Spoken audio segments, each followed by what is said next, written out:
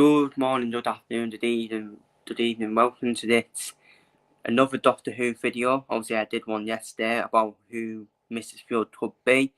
This is now today's video. Is what other Pantheon doors will the Doctor encounter in Doctor Who season 2, which obviously starts on the 12th of April. And obviously, I think it's no secret we are going to see more Dodds because we saw more Dodds on the first season of Doctor Who. So I think we will see more Pantheon members, in my opinion. We've already seen Maestro in season 1, which was last year, and we already seen the Toymaker in the 60th anniversary. So I'm going to go through on who we could see in season 2. Obviously, a few spoilers in there in terms of my thumbnail, who we could potentially see. But let's start off with the Devil Beats, who we saw on the Phantom Pit, of course. The origins of the Beats are a mystery. The only thing that is known that his name is Deimos, but it came to being born before the universe began, and is the basis of every weird concept of the devil. What is known is that Deimos was captured by the disciples of the light and chained inside the pit, deep within the planet Kroktor, which was able to orbit a black hole without being sucked in. Its presence here seeped into subconsciousness of all sentient beings to the basis of the devil figure in all religion. So he is a religion Pantheon, isn't he? I think it's very unlikely. Obviously, I do have to name the Pantheons who we have in Doctor Who, or that are not in Doctor Who. I think it's very unlikely because I think the voice actor plays Sutek in season 1 last year. So I don't think we'll see the same voice actor then. He may be having a bit of a break. So I think this is a very unlikely one. But having said that though, one of the images from the finale for season 2, I've forgotten the guy's name, but he's got kind of the same. He's got like devil horns on top of his head. So, and people might react that to the Beats, but I think this is a very unlikely one, in my opinion. Up next is the Mara. And a lot of people had a theory, didn't they, about the Mara being the Transervant from the Flux, because the Transervant obviously transformed into a snake during the first episodes. Who is the Mara in Doctor Who? The Mara is the main antagonist of the Doctor Who serials Tinder and Snake Dance. It is a member of the Pantheon Discord, referred to as the God of Beats, as well as the arch enemy of Tegan, who is also the most frequent victim.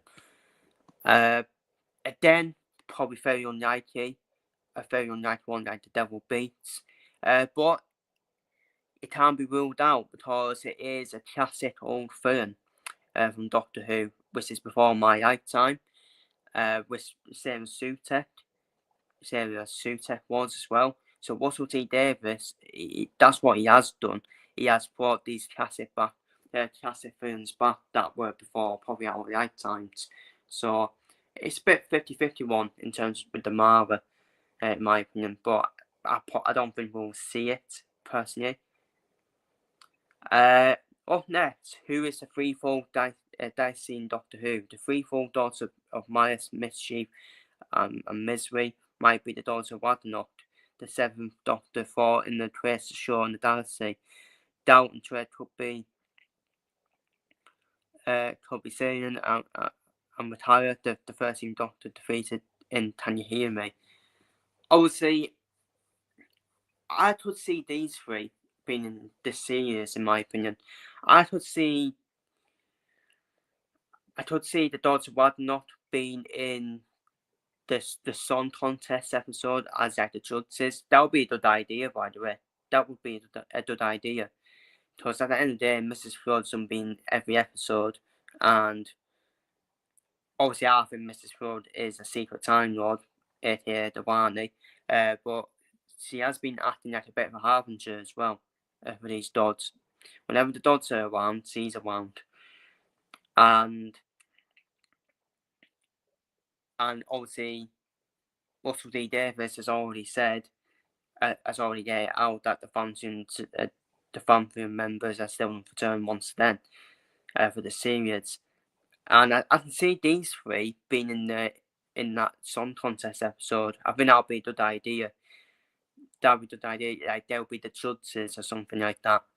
And so it's a 50-50 one whether they'll be in this series, but I think definitely 50-50 in my opinion. It's IT, but sometimes it is unlike as well. Up next is Krampus. Very likely. It is very likely because if you look at this season, look at episode 2 with the cartoon coming out of the screen. I think this is what Krampus' powers are. So Krampus in folklore, the Krampus is a horned Alphavoric figure from Central and Eastern Alpine folklore, said to accompany St. Nicholas on first children on the night of December the 5th. In this tradition, St. Nicholas rewards well-behaved children with this, while Krampus punishes badly behaved ones with birth rewards. The two-part Better Watch Out fairy tale Salzburg sees the egg doctor and his companions attend the Christmas set first in Salzburg, blah blah blah. A mysterious risk quantum eternity quantum risk that brings the Krampus to life. So, and also, he could potentially be in the first part of the finale for this season, which is Westworld. Would make perfect sense, wouldn't it? It would make perfect sense, in my opinion. But I think he does have something to do with the cartoon character, which we're going to see in season 2, episode 2, coming up the screen, Mr. Winnerdin. I think he's going to have something to do with it to make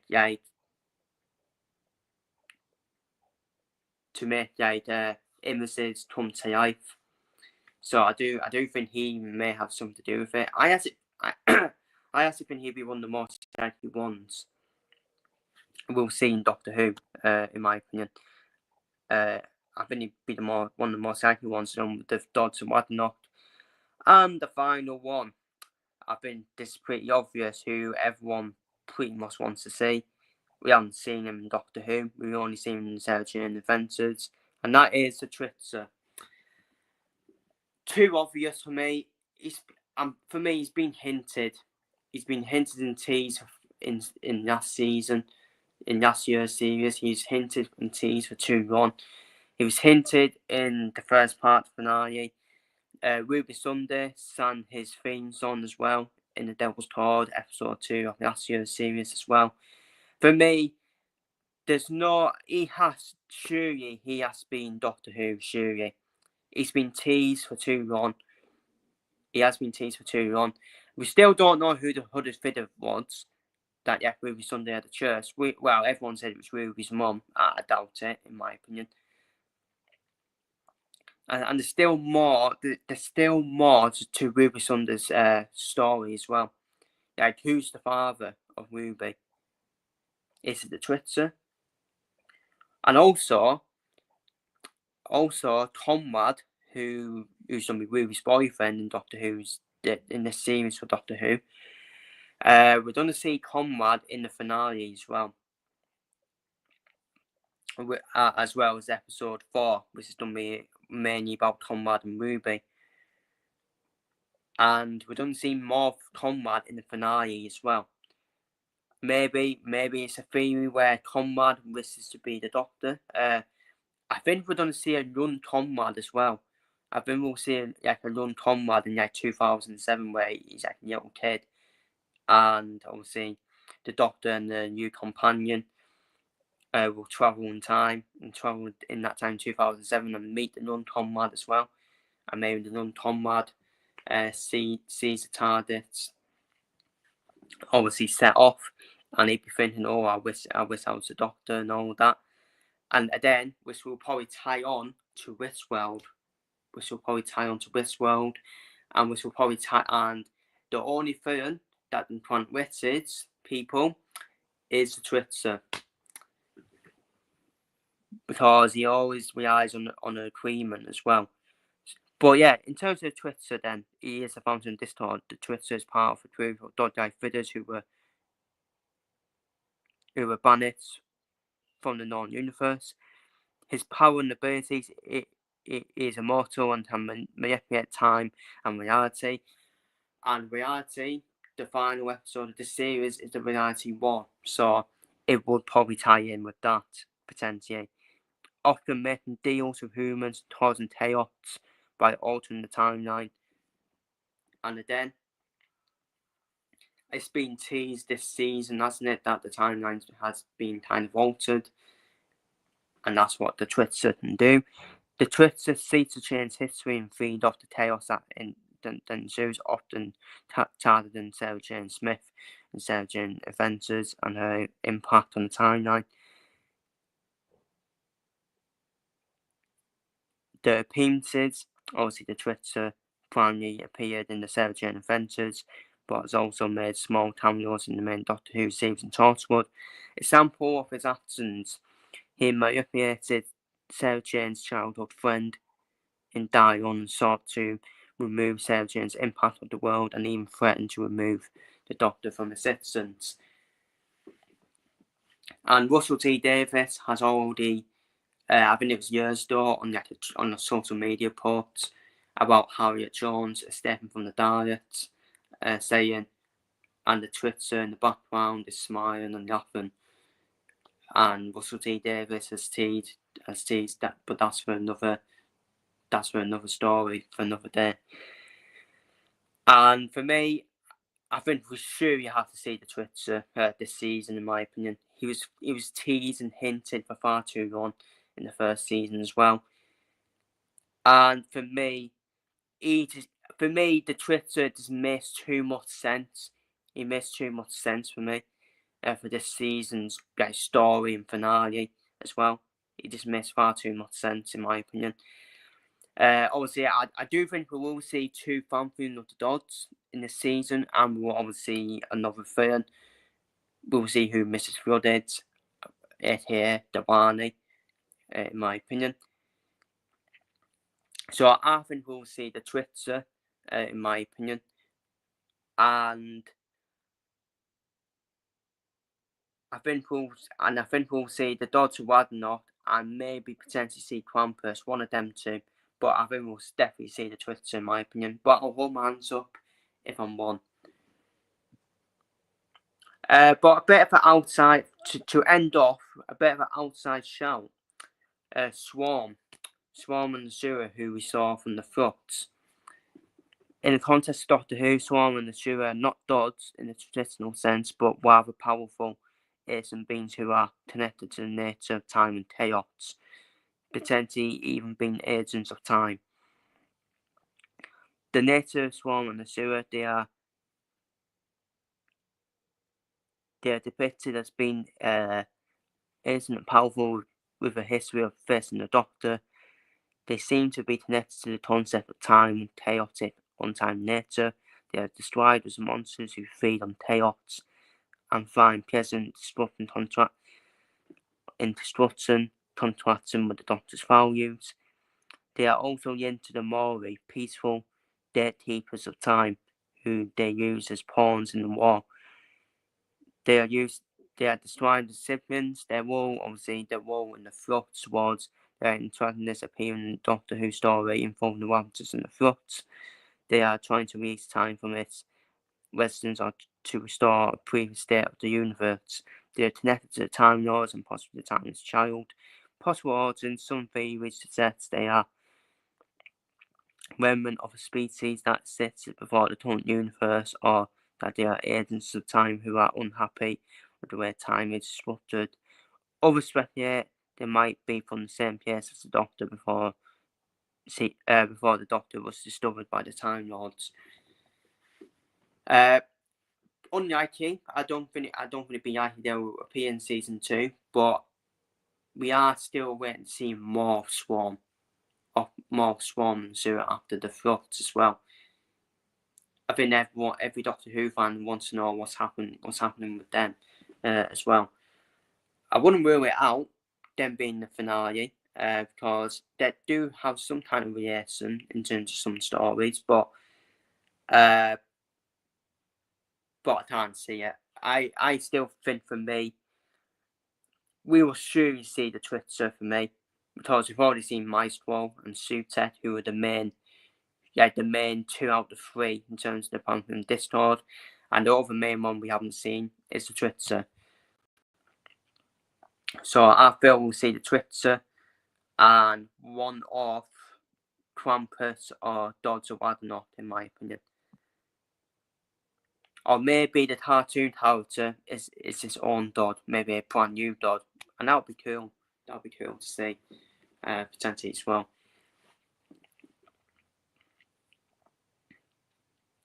But to be fair, watch me be totally wrong. I mean, who knows? We don't know who Mrs. Flood is. Mrs. Flood would potentially be the Twitter. But I'm telling you now, we are seeing the Twitter. I'm telling you now. We surely have to see the Twitter now, after being teased and hinted in episode 2 and the first part of the finale as well, by the Harbinger as well. Be the perfect season for me, the perfect season to bring the Twitter into Doctor Who as well.